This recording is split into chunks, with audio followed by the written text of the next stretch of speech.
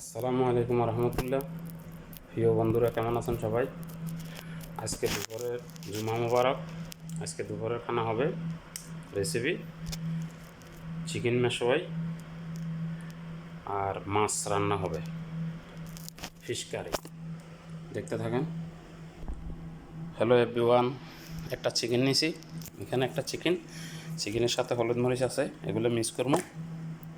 এখানে মাছ নিছি, সামুদ্রিক মাছ, সমুদ্রের কিংফিশের মতো, কানাত। এগুলো রান্না হবে, দেখতে থাকেন সবাই। মুরগির সাথে ভেজিটেবল হবে, পটেটো, আলু, গাজর, 2টা রসুন দিছি, টমেটো, পেঁয়াজ। মুরগির সাথে হবে মেশওয়াই, ভেজিটেবল মেশওয়াই। মুরগিটা ম্যারিনেট হয়ে গেছে, এখন দিয়ে দিব সেনিয়াতে নিয়ে তেল দিছি একটু, মুরগি বসাই দিলাম। পুরো হয়ে গেল ভেজিটেবল চিকেন। এখন দিয়ে দেব ওভেনে। বিসমিল্লাহির রহমানির রহিম দিয়ে দিলাম।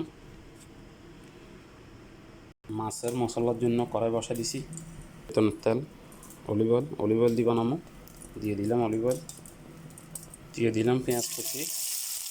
তো এখানে 2টা লেবু, কয়েকটা এলাচি, জিরা, গোলমরিচ, দারচিনি দিয়ে দিলাম। মাছের লবণ দিলাম, আদা, রসুন, টমেটো দিয়ে দিলাম।